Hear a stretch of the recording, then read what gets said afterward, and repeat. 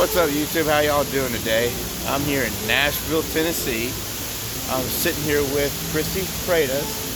How you doing today, Chrissy? I'm doing really good. How are you? I'm doing all right. So she's a supporter of the channel. She hit me up. We want to do a little meet and greet and do a little brief interview. So I appreciate and thank you for your time. Thank you for coming out here. Yeah, no problem. It's all part of the whole road trip. So, all right, so let's get into it. Tell me a little bit about yourself, like where you grew up at. Sure. I'm originally from Memphis, Tennessee.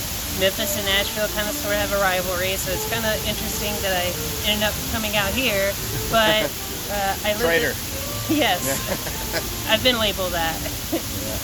But I lived in Memphis for about most of my life, and then I decided I needed a change of scenery. So I moved from there to Florida and then back up here into Tennessee to Nashville right at a very interesting time during the pandemic and just right after the tornado hit. And I'm now working for a TV station as a video editor here in Nashville. I'm still kind of looking for other opportunities to further expand in more creative roles, but for now, I'm just going to keep doing what I'm doing, working in the newsroom, so to speak. All right. So, I think you told me briefly about this organization for trans journalists. Yes. What was that about? It's the Trans Journalists Association. You can find them on Twitter. I wish I could think of the handle right at the top of my head, but they're a group of journalists who are trans, whether they're trans and non-binary people, and they come together for like a little regular little newsletter, along with like job postings. If you're looking for a potential position in any kind of journalism field, TV, radio, newspaper, they will give you all that information to your email and kind of go through topics of what trans people are facing, especially with the issues that are happening externally outside of news, but also kind of in relation to like how news media portrays us in sort of light. Right on. I mean, it sounds like a pretty good place to get information for. So if you're somebody who's in the transgender community or in that spectrum, it sounds like a really good place to at least, if you're interested in journalism, to find some sort of community for yourself to help you navigate, as you were saying. Yes. That's really awesome. I love hearing about things like that. We have to walking through. People don't pay attention. Yeah. But anyways, we're rudely interrupted. So, all right, cool. So something I just was curious on. So, since you work for a news station, you're an editor. You said you're about midway up the totem pole, so to speak. I'm about mid-level. All right. So, how do you think being in that sort of world? Because I mean, I come from construction, so totally different world. How do you think that would affect your relationships, your dating life, boyfriend, potential husband, that sort of? What do you? I do find it a bit of a challenge in terms of like scheduling, with like trying to make dates that coincide with a potential partner if you want to do something together. Because with being in journalism and the years I've been working in it, our schedules are just kind of in flux. However, I think also I've noticed a lot of people get married that are either met each other within journalism or outside of journalism. People do get in relationships and get married and all sorts of good things. So yeah. I do feel like there's a balance that you have to come across in order to make, well, maybe this day won't work, but maybe we can do something on your day off, or maybe try to, I think there's a little just give and take, but in my personal experience, when it comes to dating, I haven't had much of an issue when it comes to like my field. My field hasn't really affected that in any kind of sort of way. Do you think being in that field, so for a man who is transamorous, trans attracted, dating, and if he's in that field, so to speak, how do you think, if he was open, how do you think they would treat him in, get higher up, so to speak? Possible job opportunity. I feel like with any trans-amorous person,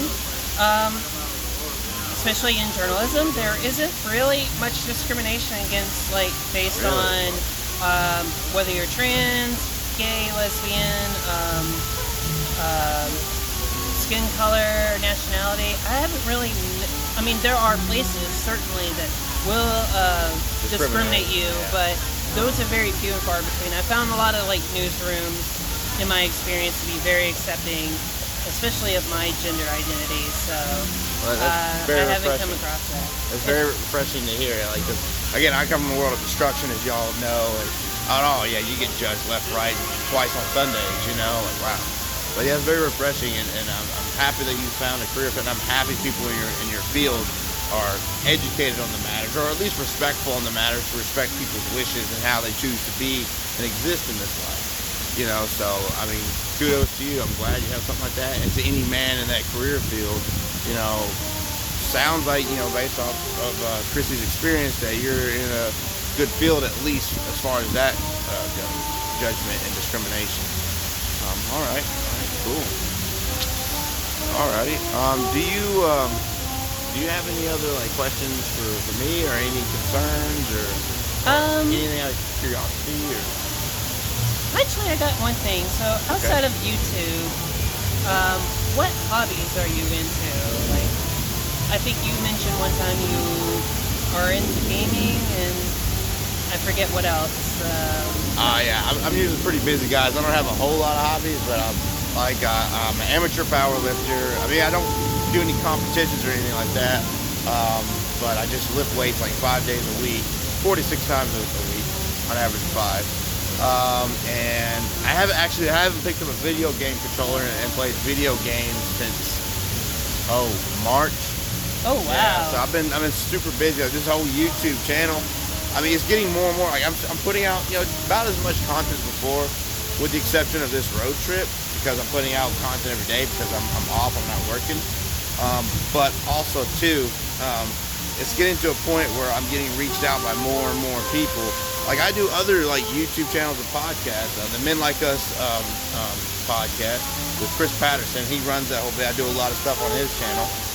And actually, the other night we had a 2-hour-long meeting about organization and things of that nature. So it's really cool stuff. Sounds like a very productive episode of that podcast. Well, it wasn't actually a podcast. It was just like a meeting of other guys, like content creators and other guys who are active in the community, so to speak. So yeah, it was just kind of something like that, because we're actually trying to per se, get a group together, through the usage of social media, and we're starting to get our own little sense of community as well. So I've been doing a lot of stuff towards that outside of YouTube, and also too, I get people. Like, I actually had just yesterday, I think it was yesterday, I had probably an hour-long conversation with a young guy who just told his family about his attraction to transgender women, and we would talk about that. He wanted advice on how to tell his father, and then also I'll give you advice on like dating, because he's a real young guy. Like, I'll just say, to keep his identity safe, between the age of 18 and 21. So very young guy. And I mean, I have a lot of conversations outside of YouTube where people reach out to me. So that's wonderful. So I know that's probably a bit more than you wanted, but I get a bit long-winded. That's totally great. And I just want to add, thank you so much for all the content you've been putting out. It's good to hear that there are a lot of men interested in trans women, and to hear that voice. I'm sure it's very beneficial for a lot of men out there that are thinking about it, or at least they're kind of hidden away in the closet, so to speak, or just too afraid to come out. And it's a valid thing to be attracted to, so to speak. So I do thank you for bringing into light with that. In my personal experience with dating, a lot of men out here, a lot of them are pretty trans-amorous men, so I think it's more common than what media tells us. I hope you're right on that, on it being more common. Because again, when I first did this shit for the longest time, I didn't know any other guys like me until just back in July is when I got reached out by this other guy, a YouTuber, a content creator, Jay Alva. He reached out and into my comment section, and he's like, "How is this guy?" Like my first video, kind of. I mean, I wouldn't say it went viral, but it got a lot of views. Like right now, I just checked, it's got like 80-something thousand views. And he reached out, like, "How did you do that?" I'm like, "I just posted it, man. I don't know."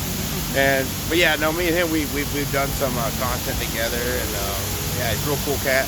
And he introduced me to the Men Like Us tribe. That him and Chris, and a couple other guys like run that Facebook group. So it's kind of like a support group for men like us. So oh, sorry, I just got a notification. Every time I do a YouTube video or interview, I always get a notification. I'll go a couple of hours without a notification, and then boom, I get a notification. It just happens like that. I mean, on the way here, I got like a couple of phone calls. So, you know, I mean, stuff like that just happens. That's life, I suppose. Yeah, it's funny though.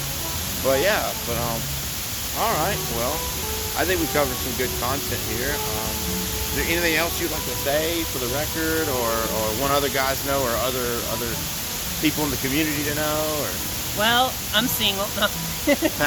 Well, I am, but because I do video editing on the side as well. At least I'm trying to get more into it outside of news. I'm also on YouTube as well. I'll have to show you a video I've done more recently up here in Nashville, but you could just look up Chrissy Freitas on YouTube, and I have some content, mostly reels I've done of what I've done in news, but I'm trying to get more into a creative style and try to tell a story through imagery that otherwise you can't get into, from any other voices out there, have my own perspective. So I'm hoping to do more with that here in the near future with some more episodes or just more videos, but that's it out there if you're interested, if anyone's interested. Well, I mean, I'll drop a link to your YouTube channel down below in the description, so that way they can find you and whatnot. Sure, thank you.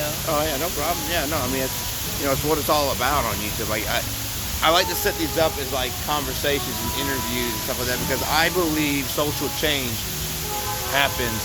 I mean, you have a big event, a speech, or something you've seen, or an atrocity, or something beautiful. What happens after that big event? People go home and then they sit with their significant others, their loved ones, brother, sister, mother, father, and they have what is called conversation. Social change doesn't happen overnight, unfortunately. It's conversation by conversation. That's why I set this channel up the way I do. I try to set up as if I'm having a conversation with you sitting here right now. You know what I mean? That's how I like to do my YouTube. That's why I haven't tendency to do things on the fly, per se. It's like, as if we just spontaneously started a conversation. I try to stick to that format as much as possible. So, but anyways, I thank you for your time, and it's always great to be in Nashville. I really like the city. I've been to it several times. It's a really nice city, and thank you so much for having me on one of your videos. No problem. It's getting more expensive out here, but still a really nice city. There's a lot of things to do. Yeah. I'll just tell anyone that comes to visit, stay off Broadway. It's pretty much like a zoo, but anywhere else, and there's a lot to do, especially a lot of good music out here. So it's definitely worthwhile here in Nashville. One quick little fun fact, and then we'll conclude this interview. My hat I actually got here in Nashville about 10 years ago, actually. So a little fun fact about this hat you guys see all the time. So it's appropriate. Yeah. But anyways, if y'all still watching, thank you for watching. I hope y'all have a good rest of your day. Thank Peace. You.